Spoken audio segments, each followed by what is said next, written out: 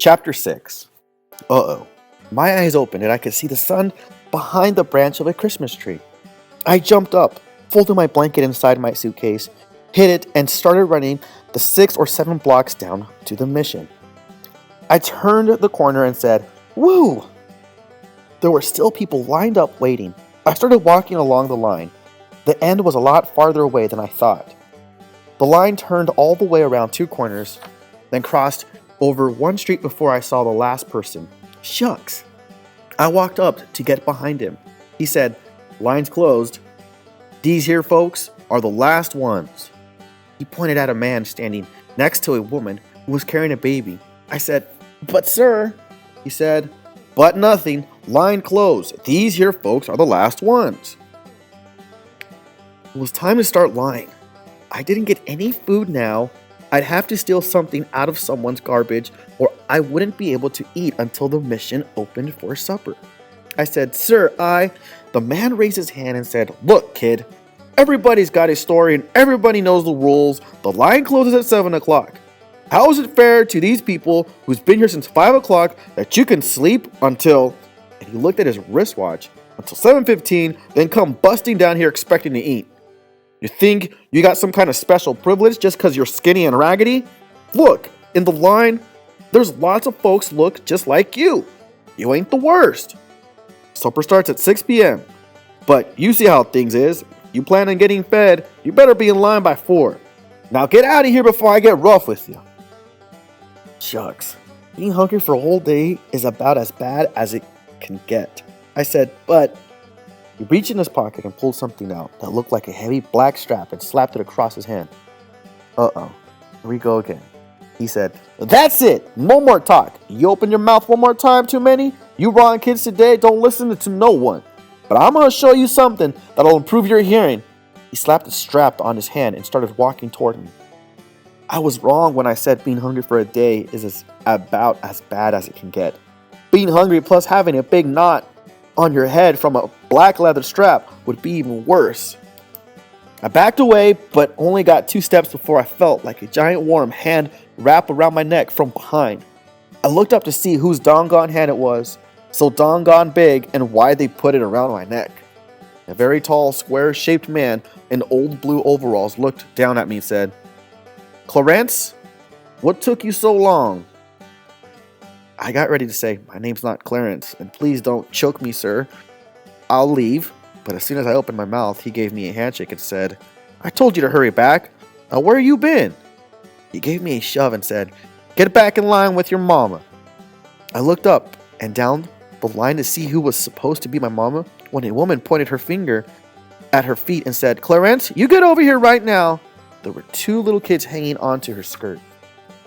I walked over to where she was, and she gave me a good hard smack on the head. Shucks, for someone who was just pretending to be my mama, she sure did slap me a good one. I said, "Ow." The big square man who'd grabbed my neck looked at the man with the strap and said, "Boy, had to go use the crapper. Told him not to waste time, but like you said, these kids today don't listen to nobody." The strap man looked at the size of the man who called me Clarence and walked back to the end of the line. When the overall man got back in line, I said, "Thank you, sir. I really tried to get..." But he popped me into the back of the head hard and said, "Next time, don't be gone so long." The little kids busted out laughing and said, "Na na na na na na, Clarence got a licking. Clarence got a licking."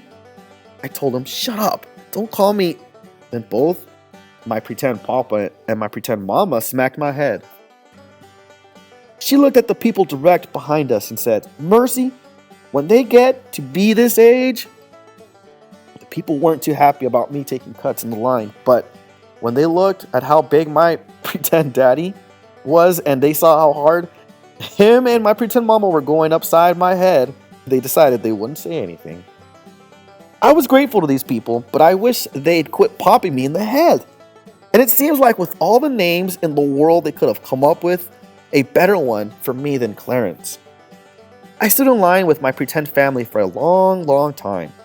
Everybody was very quiet about standing in line, even my pretend brother and sister and all the other kids. But when we finally got around the last corner, and could see the door folks going in, it seemed like a bubble busted and people started laughing and talking. The main thing people were talking about was the great big sign that was hanging over the building. It showed a gigantic picture of a family of 4 rich white people sitting in a car driving somewhere. You could tell it was a family because they all looked exactly alike. The only difference amongst them was that Daddy had a big head and a hat, and the mama had the same head with a woman's hat, and the girl who had 2 big yellow pigtails coming out from above her ears. They all had big shiny teeth, and big shiny eyes, and big shiny cheeks, and big shiny smiles. Shucks, you'd even need to squint your eyes if that shiny family drove anywhere near you. You could tell they were rich, because the car looked like it had room for 8 or 9 more people in it, and because they had movie star clothes on. The woman was wearing a coat with a hunk of fur around the neck, and the man was wearing a suit and tie, and the kids looked like they were wearing $10 a piece jackets. Read about the car in fancy letters. It said, "There's no place like America today." My pretend daddy read it and said, "Uh-oh. Well, you've got to drive them credit. You wouldn't expect that they'd have the nerve to come down here and tell the truth." When we finally got in the building, it was worth the wait. The first thing you noticed when you get inside was how big the place was, and how many people were in it, and how quiet it was. The only sound you could hear was when someone scraped a spoon across the bottom of their bowl, or pulled a chair in, or put one back, or when people in front of you dragged their feet on the floor, moving up to where they were spooning out the food.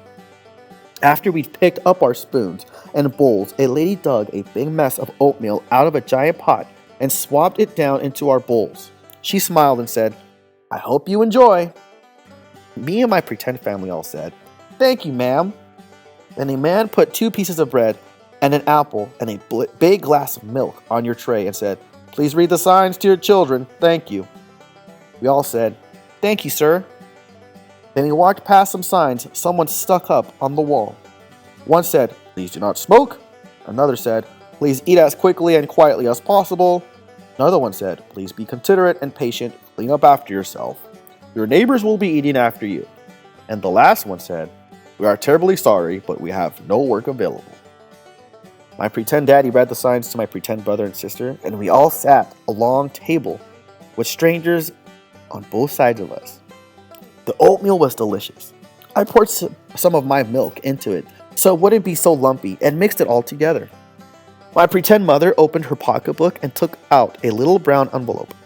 She reached inside of it and sprinkled something on my pretend brothers and sister's oatmeal, then said to them, "I know that's not as much as you normally get, but I wanted to ask if you minded sharing some with Clarence." They pouted and gave me a couple of dirty looks. My pretend mother said, "Good," and emptied the rest of the envelope over my oatmeal. Brown sugar. Shucks, I didn't even mind them calling me Clarence anymore. I said, "Thank you, Mama, ma'am." She and my pretend daddy laughed, and he said, "It took you long enough to catch on, Clarence." He acted like he was going to smack me again, but he didn't. After we finished all of our food, we put our bowls up, and I thanked my pretend family again. I asked them, "Are you going to be coming back for supper?" My pretend mama said, "No, dear. We only come once here, mornings. But you make sure you get here plenty early. You hear?" I said, "Yes, Mama. Ma'am." I watched them walking away. My pretend brother looked back at me and stuck out his tongue, then reached up and took my pretend mother's hand. I couldn't really blame him. I don't think I'd be real happy about sharing my brown sugar and my folks with any stray kids either.